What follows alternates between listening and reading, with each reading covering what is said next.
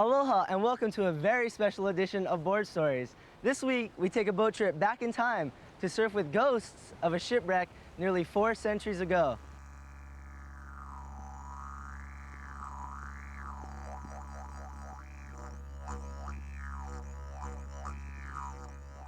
The Dutch ship Batavia was not on a mission of exploration or even a quest for adventure when it sailed into the waters west of Australia in June of 1629.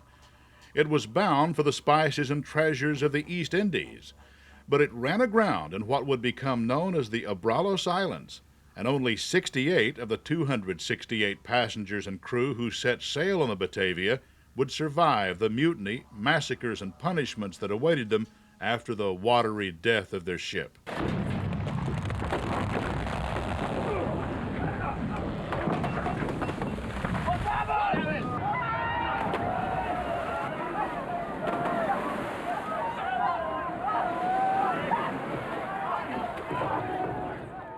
One day, some 370 years after the wreck of the Batavia, the good ship Bhagwan makes its way some 40-odd nautical miles from the west coast of Australia. Its passengers and crew do not have to fear suffering the same fate as the Dutch trading ship. The Batavia had ventured here only a few years after the first Western vessel reached these waters. The reefs and islands here were uncharted, and the ship's navigator had to depend on a crude device called a mariner's astrolabe to guide his ship. By contrast, the Bhagwan, which carries detailed charts of the Abrolhos Islands, is also outfitted with ultra-modern computer-controlled equipment which takes navigational fixes from satellites and instantly plots the position of the vessel. All of this would have seemed like magic, or perhaps witchcraft, to the Dutch shipwreck survivors who suffered in isolation here so long ago. Unlike the days of the Batavia, the Abrolhos Islands are not uninhabited. Not all the time, anyway. For a few months each year, people come to the islands, lured primarily by the abundant lobster fishing. And although the Bhagwan is a fishing boat, this voyage has a different purpose. It's bringing a group of young men to the Abrolhos who intend to take away nothing but videos, photos, and memories. Memories of riding waves that few other surfers have ever seen.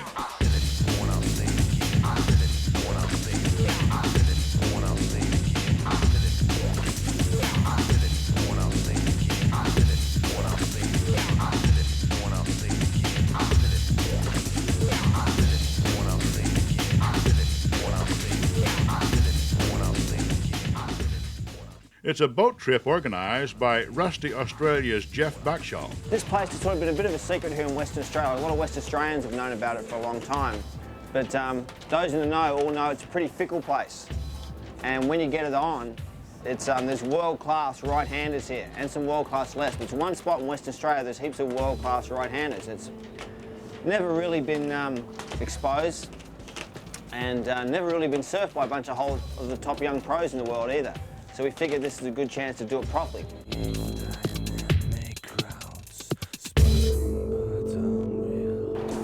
Don't fail. Board Stories will be back after a message from our sponsor.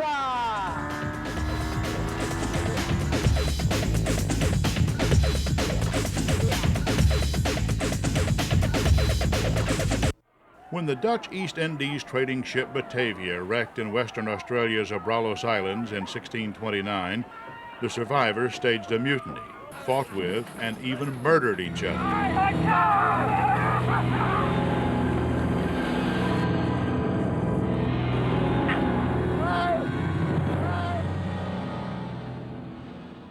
But the passengers and crew of the present-day fishing vessel Bhagwan, which has come to the Abrolhos on a surfing expedition, are friendly folks who enjoy each other's company. Of course, they have the advantage of not being stranded and starving. Nick Leslie from New South Wales introduces us to the Bhagwan's crew. Well, you got Louis, he's the skipper.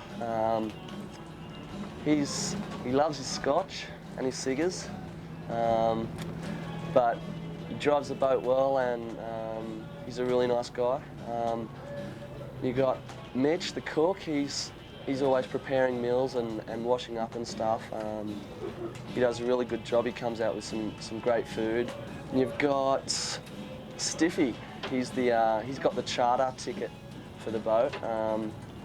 He's a pretty cruisy guy. Helps out a lot, and he's really nice. And last of all, you've got Ash.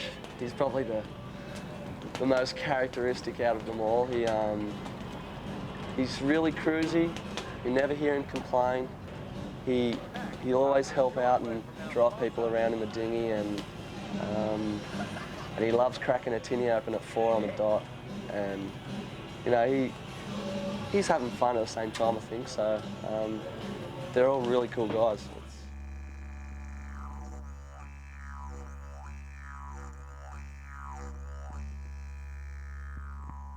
Bhagwan's arrival in the Abrolhos was greeted with 40-knot winds and 3 to 4 foot swells.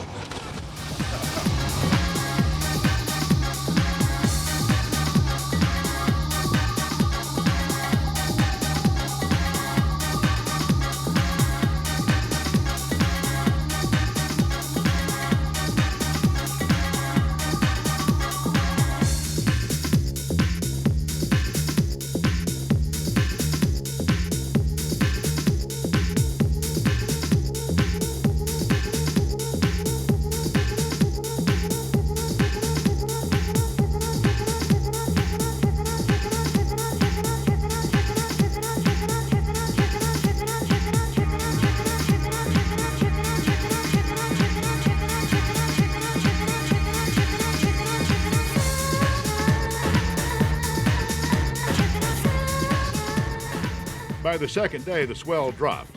The boys were anxious to surf. But just like anywhere you might surf, you can't always depend on Mother Nature. Captain Louis Kanikoski and First Mate Ashley Stanton were there to help relieve the boredom.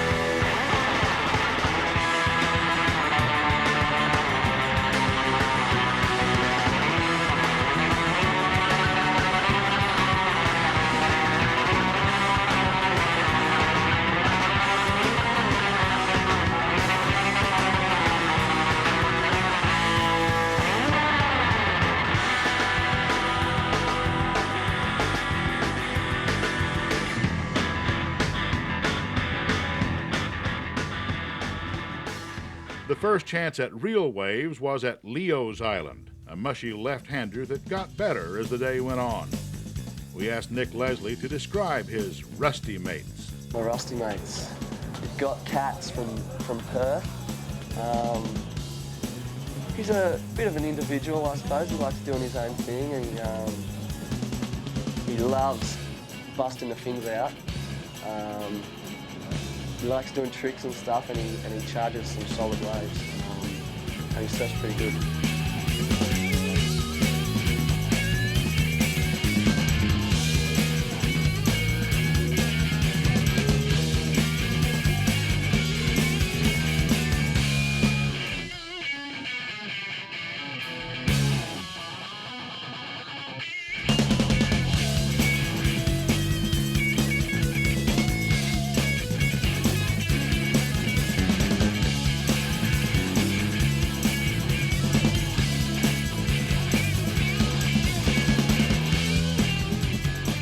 Got the Hobgoods, CJ and Damien. They both rip. They kind of surf similar.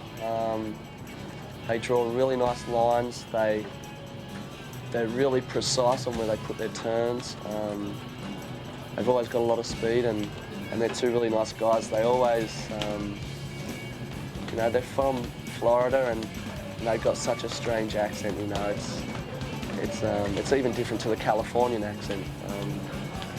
But you know, they're cool lads. I like hanging out with them.